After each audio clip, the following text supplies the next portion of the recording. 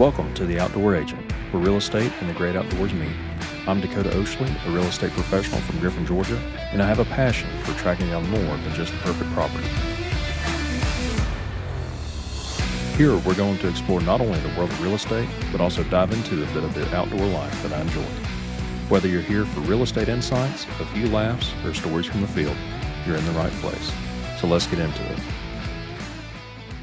What's going on, guys, and welcome back to the Outdoor Agent Podcast. I am Dekota, and today we are getting into the exciting topic of buying land and navigating the utilities and infrastructure process. And today we have a special guest, my lovely wife, Rebecca, who is a civil engineer, has a master's in civil engineering, and you've only been doing this for, 8 years now, Rebecca? Probably. It runs together after a while. I understand. Well, you're the most knowledgeable person in the utilities and infrastructure space that I have access to. So today we're going to be helping everyone out navigating utilities and infrastructure. So, well, thanks for having me, babe. So utilities are kind of a topic that gets overlooked a lot, but it is crucial when you're buying property. Just from experience in the office, people have lots that we've worked on and have to consider utilities and where they're coming from, and only to realize that the cost of bringing in utilities can be more than what they budgeted for, or things that come up that weren't expected. So today we're going to break it all down and talk a little bit about utilities. All right, so let's start with water. It's the most essential thing you need when you're thinking about buying land, especially when you're looking to build a home. And Rebecca, when someone's looking at land, what's the first thing they should check as it comes to water access? So one of the first things to check is if you have public water available. So what that means is that you're going to look at your county's GIS maps, and that's your geographic information systems. So most municipalities have these maps where you can sign on, you can plug in your address, and you can see if they have the water line shown on it. Not every jurisdiction has this out where you can see where water is available. If not, you can reach out to the utilities department or public works. You'll have to do some digging around, find the phone numbers, call. But usually you can find out if water is available in your area to tap into. There are some things you have to factor in though in that. So when you're tapping into water lines, you are going to have a connection fee most of the time.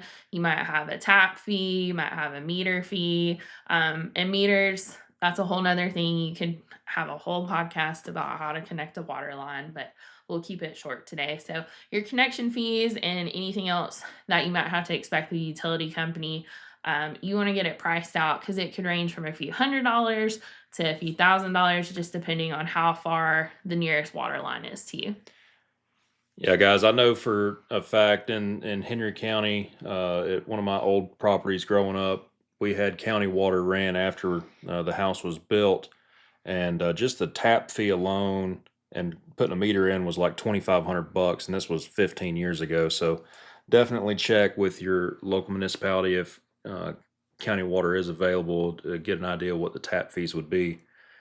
Rebecca, before we move any further, you mentioned a GIS. So if for the listeners were interested in looking up the GIS, where would they need to find, or what would they need to search in Google to try to find that? So what you can do for that, and what we do a lot at our work when we have to go find utilities, is we just, if we know where the house is located, if it's in the city or the county, like let's say for instance, you are looking within Spalding County for a home, you can type into Google Spalding County, Georgia, GIS. It's the acronym again for Geographic Information Systems. Type that in and it will most likely pop up a resource for you to check out, and it'll be the maps. If not, the city may have it. It varies. You can click on there and check out what the different layers are. You may see utilities on there. You may not. As I said earlier, not every county will post utility locations on there for water lines, but sometimes you can see that information without having to go to the utility company. But on that note, just because you see it on GIS, always get confirmation with the utility company as well. That's definitely for sure. So, Rebecca, what if public water is not available? How would someone that's purchasing land go about getting water on the property? If it's not able to be brought to you from the county, like if they don't have a plan, you'd have to go to a private well system. There's different types of wells that you can get, but in Georgia, to drill a well, typically the cost can range between around $6,000 to $12,000. There's factors that determine the cost. Some of that could be the depth of the well, the location of the well, what type of well it is, what the parent material like the earth is. Like, do you have a lot of rock, are they just going through soil? But there also are a lot of regulations with wells, and it's nothing to scare you. It's just stuff, it's the guidelines you have to consider. Like, wells can only be at least 50 feet from septic systems. They have to be 100 feet away from absorption fields to prevent contamination. So there's things you have to consider with it. And so if the land in that area also has poor groundwater supplies, you may have to drill deeper. That adds to cost. So there are some things with it, but it is another option if you don't have public water lines just right within a vicinity close to you. Right. And one thing I'll note here, guys, is if you are drilling a well on your property, the cost that we're kind of throwing out here is strictly just for drilling the well. You'll then, of course, have to run your own lines to your structure or to a faucet or a spigot, whatever you decide to do on your property. So just make sure that you're incorporating a budget for these additional items on top of drilling the wells. So also like to always tell my buyers, just because the neighbor has a well doesn't guarantee that you'll hit water.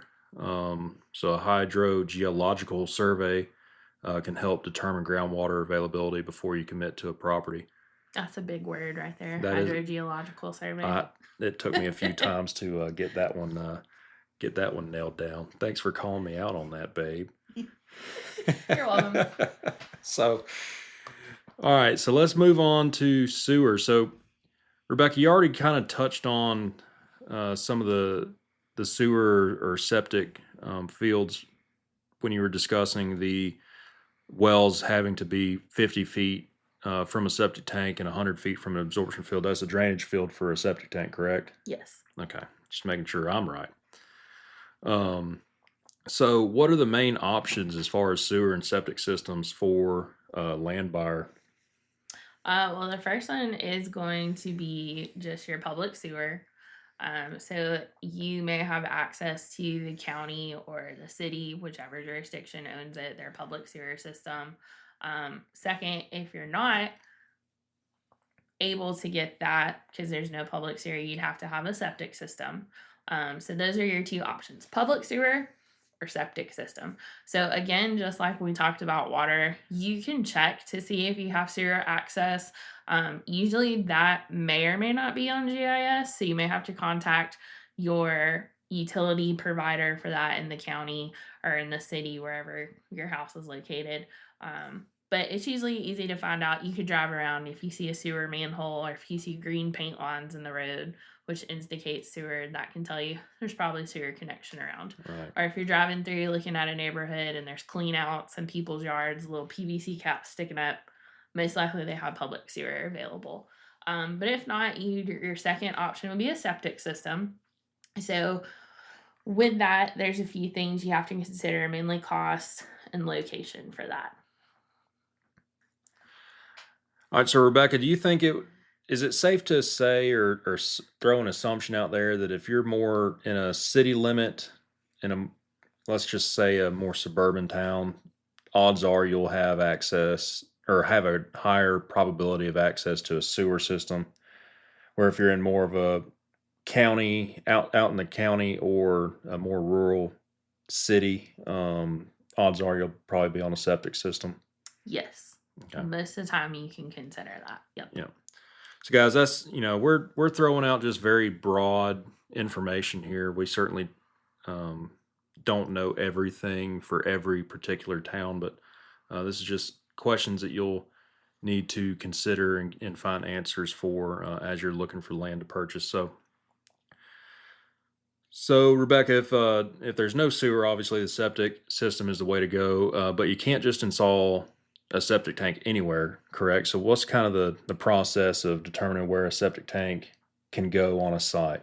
Correct. You can't just throw it anywhere. You can't put it necessarily in one part or another. So the first thing you have to do for a septic system for a new one is to get a percolation test or a perc test.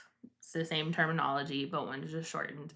So with a perc test, you're going to determine if the soil on the property can absorb water properly. So this is a big deal to determine if you can get a septic system. If you have bad soil, may not work. There you'd have to look at the different locations on the property.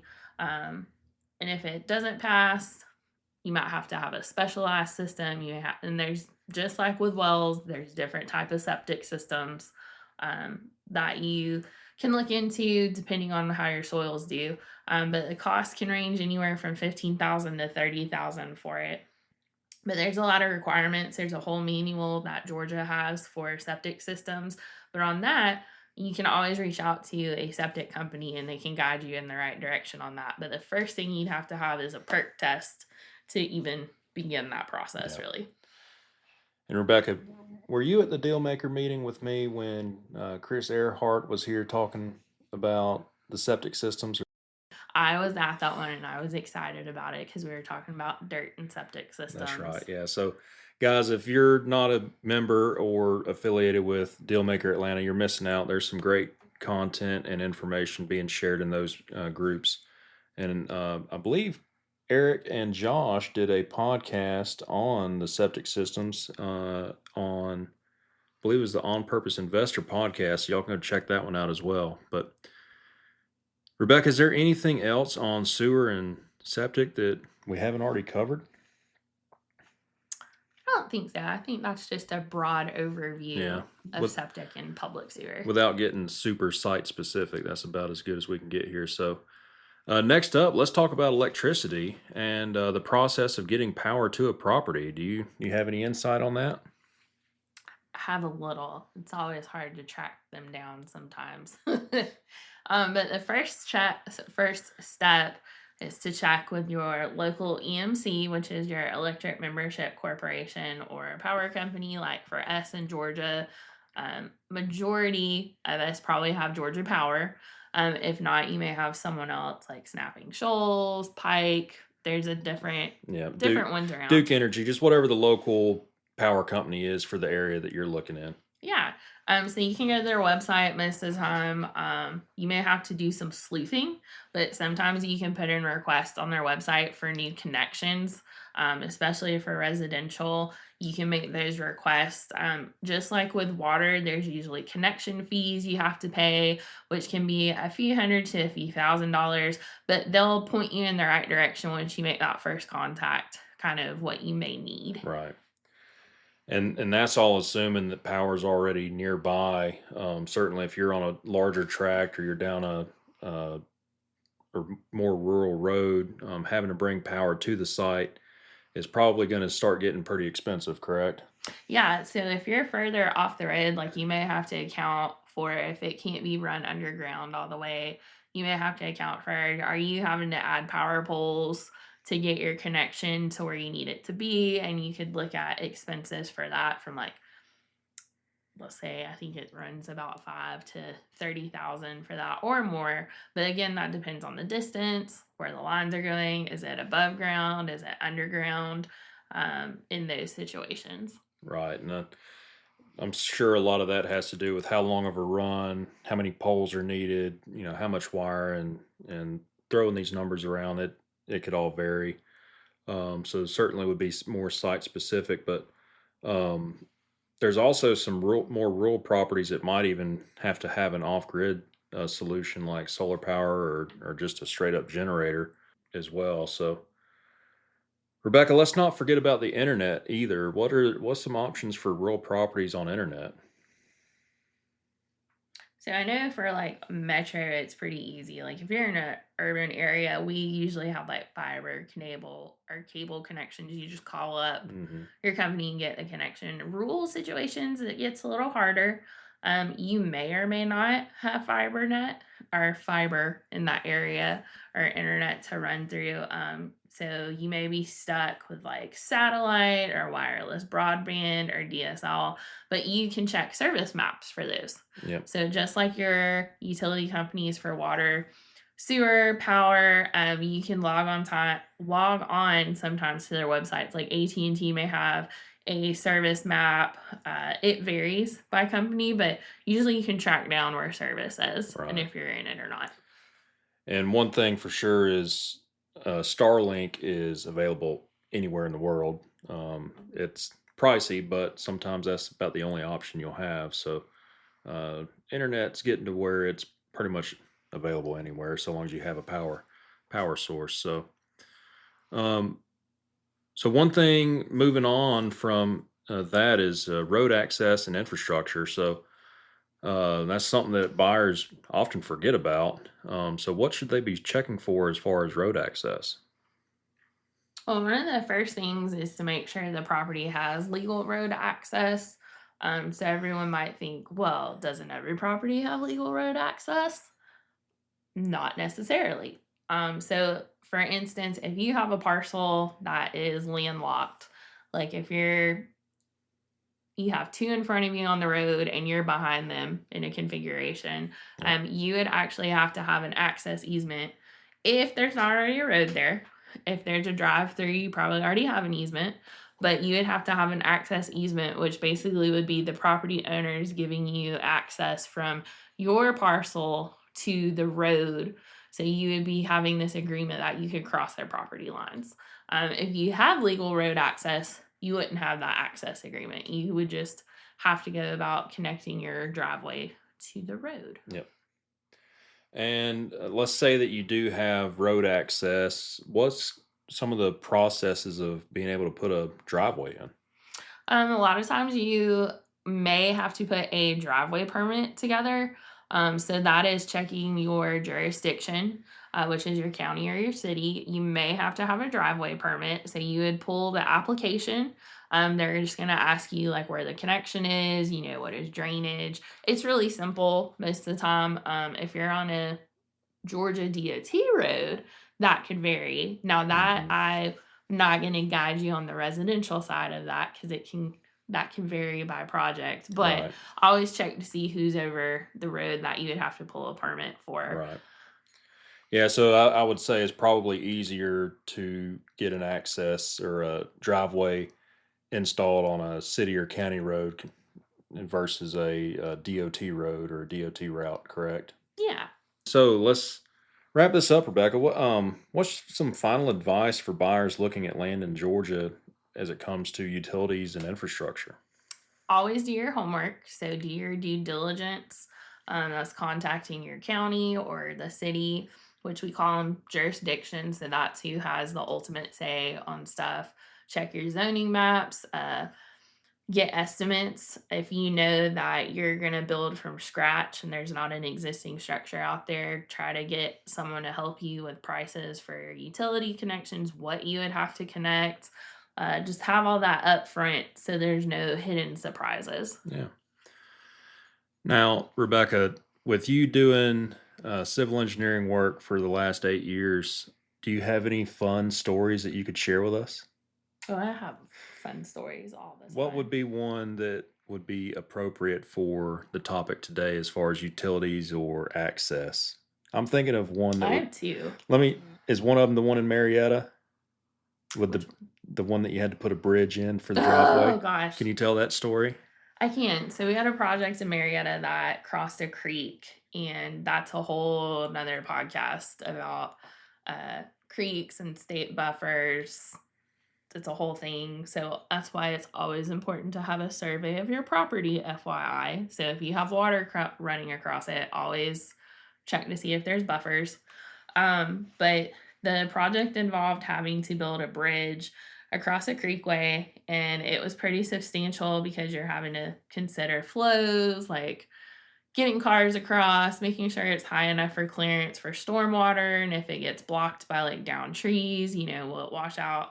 And that was a process, and it was hidden. It wasn't a hidden expense, but it was a big add-on over time of how can you design it most efficiently.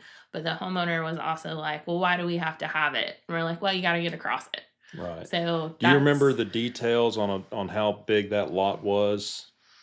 I want to say that was maybe a 2-acre lot. Yeah, it was. So this was in a part of Marietta, guys. It was certainly more suburban, certainly more developed. Yes.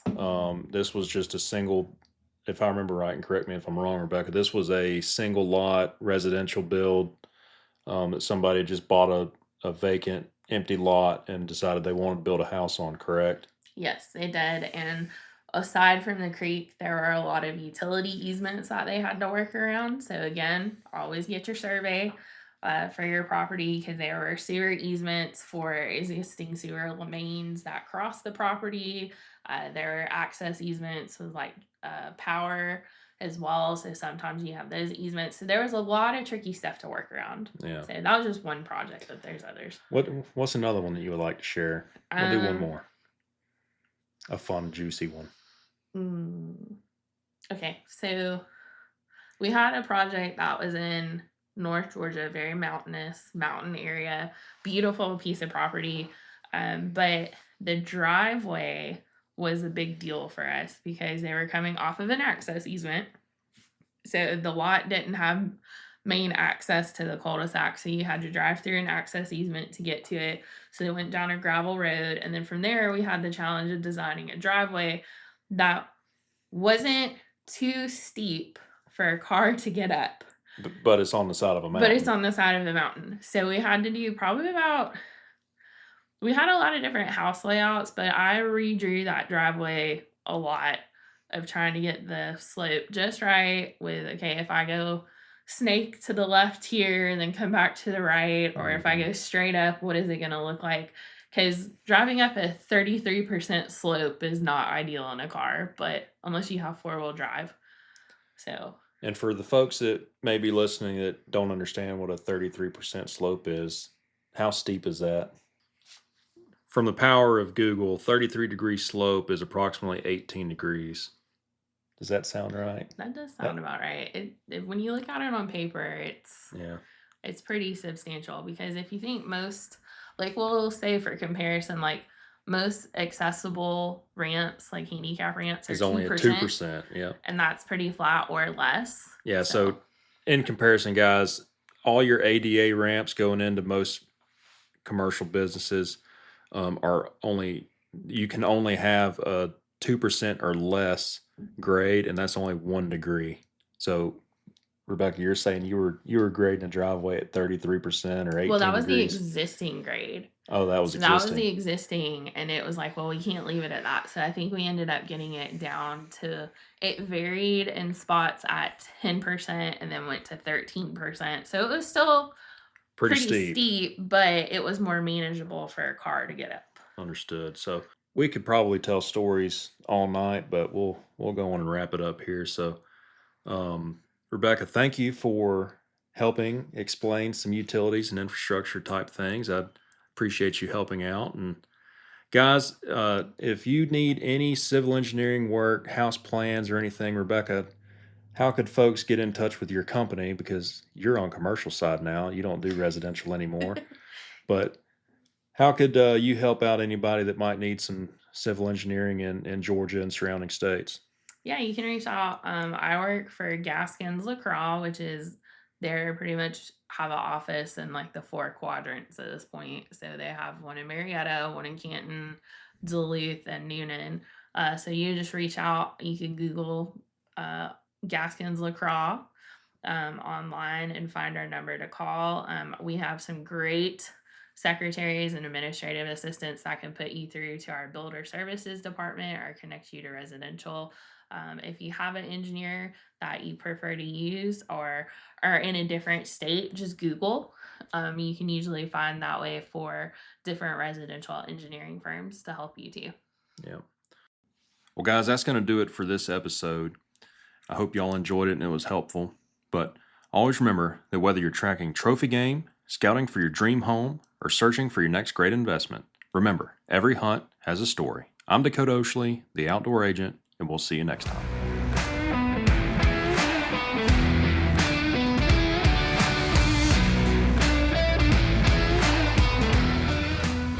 Hey guys, it's Dekota Oshley, the outdoor agent. If you enjoyed this episode, can you do me a favor? Hit the subscribe button and leave us a review. It really helps the show grow. If you're on Apple Podcasts, you can just scroll down, tap the stars, and write a quick note. And if you're listening on Spotify, you can rate the show right on the main page. Your support means a lot, and I appreciate y'all listening, and we'll see you next time.